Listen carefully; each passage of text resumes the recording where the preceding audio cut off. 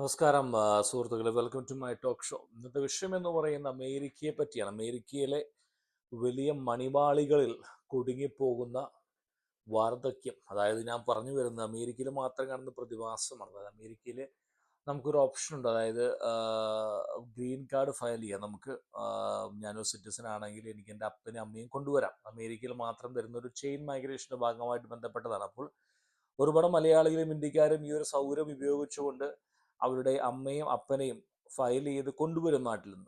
അതിപ്പോൾ എല്ലാവരും, ഞാൻ ജനറലൈസ് ചെയ്ത് പറയുകയില്ല, തെറ്റിദ്ധരിക്കരുത്. 90% ആളുകൾ എന്ന് പറയാൻ സാധിക്കില്ല. ഒരു പക്ഷേ ഒരു കൂട്ടം ആളുകൾ ഇവരെ കൊണ്ടുവരുന്നത് വേറെ ഒന്നും കൊണ്ടുമല്ല. എന്താ പറയുക, ഇവർ വാങ്ങിച്ചു കൂട്ടുന്ന ഈ മണിവാളികളുടെയും കാറിൻ്റെയും EMI അടച്ചു വീട്ടാനായിട്ട് ഓവർ ടൈം ചെയ്തേ പറ്റൂ. കാരണം ഒരു കോമ്പറ്റീഷനായി മാറിയിരിക്കുകയാണ് ഇന്ന് വിദേശ രാജ്യങ്ങളുടെ മലയാളി ജീവിതം എന്ന് പറയുന്നത്. എല്ലാം കാണിക്കുക, അതായത് എനിക്ക് അവനേക്കാട്ടും കൂടുതൽ സ്വത്തുണ്ട്, അല്ലെങ്കിൽ സൗകര്യങ്ങളുണ്ട്, വലിയ വീടുണ്ട്, വലിയ കാറുണ്ട് എന്നുള്ള നമ്മുടെ നാട്ടിൽ ആ ഒരു കൺസെപ്ഷൻ വിദേശ രാജ്യങ്ങളിലേക്കും ചേക്കേറിയിരിക്കുകയാണ്. അതുകൊണ്ട് മോശമൊന്നുമല്ല, ഇതൊന്നും കട്ടെടുത്ത പണമൊന്നുമല്ല അവർ ഈ വീട് വാങ്ങുന്നത്. അതൊക്കെ അധ്വാനിച്ചുണ്ടാക്കുന്ന പണം തന്നെയാണ്. പക്ഷെ അവരവരുടെ സ്വകാര്യ നിമിഷങ്ങളെല്ലാം ത്യജിച്ചുകൊണ്ട്, എനിക്കറിയാവുന്നൊരു ഒരു പെൺകുട്ടി ഒരു വലിയൊരു വീട് വാങ്ങിച്ചു. അവർ കുടുംബമായിട്ട് വലിയൊരു വീട് വാങ്ങിച്ച പെൺകുട്ടിക്ക് ആ വീട്ടിൽ നിൽക്കാൻ സമയമില്ല, അതായത് കിടക്കാൻ സമയമില്ല. കാരണം ഓവർ ടൈം ചെയ്ത് കാറിൽ കിടന്നുകൊണ്ട് വീണ്ടും ജോലിയെടുക്കുന്നു. അങ്ങനെ ആഴ്ചയിൽ 2-3 ദിവസം മാത്രമാണ് സ്വന്തം വീട്ടിൽ പോലും വരാൻ സാധിക്കുന്നത്. വലിയൊരു ഭാരമാണ് തലയെടുത്ത് വെച്ചിരിക്കുന്നത്. അപ്പോൾ അതൊക്കെ വേറെ കഥ.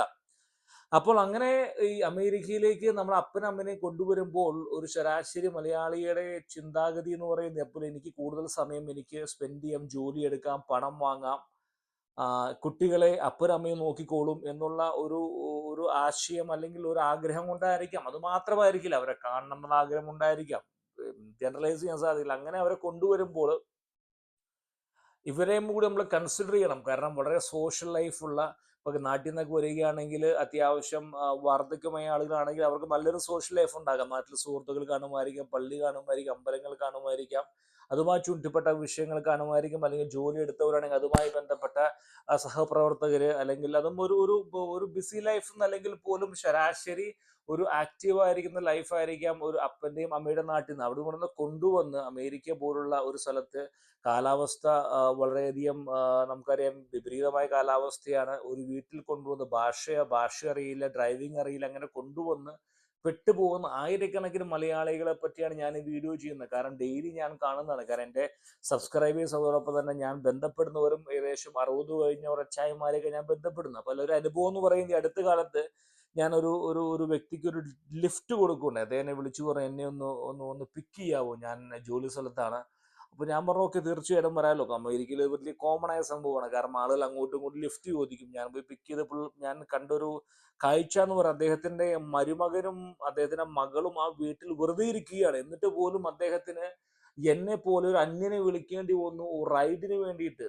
അപ്പൊ ഞാൻ മനസ്സിലപ്പം നമുക്ക് റൈഡ് കൊടുത്തുകൊണ്ട് വലിയ കഥയുള്ള കാര്യമില്ല. പക്ഷെ ഞാൻ ചിന്തിക്കുന്നത്, എന്തുകൊണ്ടായിരിക്കാം ഒരുപക്ഷെ സ്വന്തം മരുമോനും അല്ലെങ്കിൽ മരുമകളും, കാരണം ഇദ്ദേഹത്തെ അമേരിക്കയിലേക്ക് കൊണ്ടുവന്നിരിക്കുന്നത് മരുമകന്റെയും മകളുടെയും ആവശ്യത്തിന് വേണ്ടിയാണ്. കാരണം കുട്ടികൾ നോക്കുക, അദ്ദേഹം ഒരു പാർട്ട് ടൈം ആയിട്ട് നേരം പോക്കും ജോലിക്ക് പോകുന്ന പോലും ആർക്കും ഇഷ്ടമില്ല. കാരണം അതുകൊണ്ട് റൈഡ് കൊടുക്കാത്തെ, വേറെ ഒന്നും കൊണ്ടല്ല. അതായത് മുഴുവൻ സമയം വീട്ടിൽ തന്നെ ഇരുന്നുകൊണ്ട് അവന്റെ കുട്ടികൾ നോക്കുക. അല്ലെങ്കിൽ എന്താ പറയുന്നത്, ഇവരുടെ പേടി എന്ന് പറയുന്നത്, ഈ പ്രായമായ അപ്പനും അമ്മയും ജോലിക്ക് പോയി കഴിഞ്ഞാൽ വള്ളി പിടിച്ചിട്ട് വരുമോ എന്നുള്ള പേടിയാണ് ഇവർക്ക് ഭാഷ അറിയില്ല. അപ്പൊ അതുകൊണ്ട് പുറത്തു പോയി വള്ളി പിടിച്ചു എന്ന് എൻ്റെ തലയിലാവും എന്നുള്ള പേടി കൊണ്ട് ഇവർ വീട്ടിൽ തന്നെ ഇരിക്കട്ടെ എന്നുള്ള ചിന്താഗതി. വീട്ടിൽ എന്ന് പറയുന്ന ഒരു ഭാര്യയും ഭർത്താവും പരസ്പരം അങ്ങോട്ടും ഇങ്ങോട്ടും എന്ത് ചെയ്യും? പരസ്പരം ഭാര്യ മാത്രമേ ഉണ്ടാവുള്ളൂ. ഭാഷ അറിയില്ല, കുട്ടികളെ മാത്രം നോക്കുക, ഭക്ഷണം വെക്കുക. അങ്ങനെ ലക്ഷക്കണക്കിന് മലയാളികൾ, ഞാൻ വീണ്ടും പറയുകയാണ് മലയാളികളോട്, അതായത് നിങ്ങൾ അപ്പനെയും അമ്മയെയും അമ്മായിപ്പനെയും കൊണ്ടുവരുന്നുണ്ടെങ്കിൽ ഒരു ശരാശരി ഒരു മണിക്കൂറെങ്കിലും നിങ്ങൾ അവർക്ക് വേണ്ടി ഡെയിലി സ്പെൻഡ് ചെയ്യണം.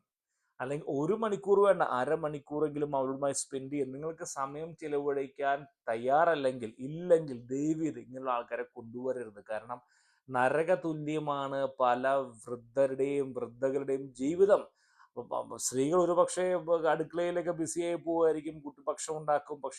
പക്ഷേ പുരുഷന്മാരുടെ ജീവിതം എന്ന് പറയുന്നത് നരക തുല്യമാണ്. പലരും പലരും മിണ്ടാതെ നിൽക്കുന്നതിന്റെ കാരണം എന്ന് പറയുന്നത്, മക്കൾ ജോലിക്ക് പോവുകയാണ്, പൊക്കോട്ടെ, ആ സമയത്ത് കുട്ടികളെ നോക്കാമല്ലോ, കുട്ടികൾ വലുതാവുന്നവർ വെയിറ്റ് ചെയ്യാലോ എന്നുള്ള പഠിച്ച് പിടിച്ച് നിൽക്കുന്നവരാണ്. നിങ്ങൾ ചെയ്യുന്ന മഹാപോക്കത്തരമാണ്. നിങ്ങളുടെ എന്താ പറയുന്ന ഒരു സെൽഫിഷ്നെസ് എന്ന് പറയാൻ പറ്റും. പൂർണ്ണമായും സെൽഫിഷ്നെസ്. നിങ്ങളുടെ സെൽഫിഷ്നെസ്സിന് വേണ്ടി അവരെ കൊണ്ടുവരുമ്പോൾ നിങ്ങൾക്ക് സമയമില്ല. അതായത് ഒരു നയാഗ്ര അല്ലെങ്കിൽ വൈറ്റ് ഹൗസ് അല്ലെങ്കിൽ ഒരു ന്യൂയോർക്ക്, ഇത് മാത്രമല്ല അവരുടെ ആവശ്യം. അവർക്ക് പുറത്തിറക്കണം എന്ന് ആഗ്രഹമുണ്ട്, അവർക്ക് സോഷ്യൽ ലൈഫ്. ഞാൻ പലപ്പോഴും കാണാറുള്ള കാര്യം, ഞാൻ മലയാള സിനിമകൾക്കൊക്കെ പോകുമ്പോൾ ഭാര്യയും ഭർത്താവും വരും, അവരുടെ കുട്ടികളെ നോക്കിയിട്ട് അപ്പനമ്മയും വീട്ടിലിരിക്കും. നിങ്ങൾക്ക് എന്തുകൊണ്ട് അമ്മയും അപ്പനെയും ഇത് ജനറലൈസ് ചെയ്ത് പറയുന്നല്ല പറയുന്നത്. അതായത് അവരുടെ സ്വകാര്യ നിമിഷങ്ങളെ പോലും അല്ലെങ്കിൽ സ്വകാര്യ ആവശ്യങ്ങളെ പോലും നിരാകരിച്ചുകൊണ്ട് മുഴുവൻ സമയം ആ സമയം ഞങ്ങൾക്ക് ജോലി ചെയ്യാമോ, അല്ലെങ്കിൽ പലരും എന്താ പറയുന്ന അവരുടെ വിനോദങ്ങൾക്ക് വേണ്ടി സമയം കണ്ടെത്തുകയാണ്. കാരണം വീട്ടിൽ അപ്പനും അമ്മയും ഉണ്ട്, അപ്പോൾ അതുകൊണ്ട് ഞാൻ വോളിബോൾ കളിക്കാൻ പൊക്കോളാം, ഫുട്ബോൾ കളിക്കാൻ പൊക്കോളാം. ഒരു ദിവസം പോലും ഇവർക്ക് വേണ്ടി നിങ്ങൾക്ക് എന്തെങ്കിലും വേണോ, നിങ്ങൾക്ക് പുറത്ത് കൊണ്ടുപോകണമോ, അല്ലെങ്കിൽ നിങ്ങൾക്ക് നിങ്ങളുടെ കൂട്ടുകാരെ കാണണമോ, അല്ലെങ്കിൽ ആകെ ഞായറാഴ്ച പള്ളികളിൽ മാത്രമാണ് പലരും കൊണ്ടുപോകുന്നത്. അതിനപ്പുറം എന്താ പറയുക, മൺഡേ ടു സാറ്റർഡേ ആരുടെങ്കിലും വീടുകളിൽ വല്ല പരിപാടി ഉണ്ടെങ്കിൽ കൊണ്ടുപോകാം എന്നല്ലാതെ ഒരു പരിപാടി ഉണ്ടാക്കി കൊണ്ടുപോകാൻ പലരും ശ്രദ്ധിക്കുന്നില്ല. അതുമാത്രമല്ല, കുട്ടികൾ വലുതായി കഴിഞ്ഞാൽ പലരും കറിവേപ്പില പോലെയായി. പിള്ളേർക്ക് ഒരു 10-12 വയസ്സായി, ഇനിയിപ്പോൾ വലിയ ആവശ്യമൊന്നുമില്ല, പിന്നെ ഇവരോടൊക്കെ പതുക്കെ മുഖം കയർത്ത് സംസാരിക്കാൻ തുടങ്ങും. നിങ്ങൾക്ക് വേണമെങ്കിൽ പൊക്കോ, എല്ലാം ജനറൽ, അങ്ങനെയൊക്കെ ഒരുപാട് കഥകളുണ്ട്. ഞാൻ വീണ്ടും പറയുന്ന ഒരു സാരാംശം എന്ന് പറയുന്നത്, നിങ്ങളുടെ അപ്പനും അമ്മേനെ നാട്ടിൽ നിന്ന് കൊണ്ടുവരുന്നുണ്ടെങ്കിൽ അമേരിക്കയിലേക്ക് മിനിമം അവരുമായി 1 മണിക്കൂറെങ്കിലും സ്പെൻഡ് ചെയ്യാൻ നിങ്ങൾക്ക് സാധിക്കണം ദിവസം. അവരുടെ ആവശ്യങ്ങളെ നിങ്ങൾ കരുതണം. അവർ റോബോട്ടുകളല്ല, അവർക്കും ആഗ്രഹങ്ങളുണ്ട്, പുറത്തു പോകണമെന്ന് ആഗ്രഹമുണ്ട്, ആൾക്കാരുമായി സംസാരിക്കണം ആഗ്രഹമുണ്ട്, അവർക്കൊരു സോഷ്യൽ ലൈഫ് ഉണ്ട്. ആ സോഷ്യൽ ലൈഫിന് ബാരിയേഴ്സ് പറയുന്നത് ലാംഗ്വേജ് ആയിരിക്കാം, അല്ലെങ്കിൽ വണ്ടി ഓടിക്കാൻ അറിയാത്തതായിരിക്കാം. നിങ്ങളെ കൊണ്ട് കഴിയുന്ന രീതിയിൽ നിങ്ങൾ ചെയ്യുന്നില്ലെങ്കിൽ നിങ്ങൾ വാങ്ങിച്ചു വെക്കുന്ന അവരുടെ പ്രാക്ക് മാത്രമായിരിക്കും സുഹൃത്തുക്കളെ.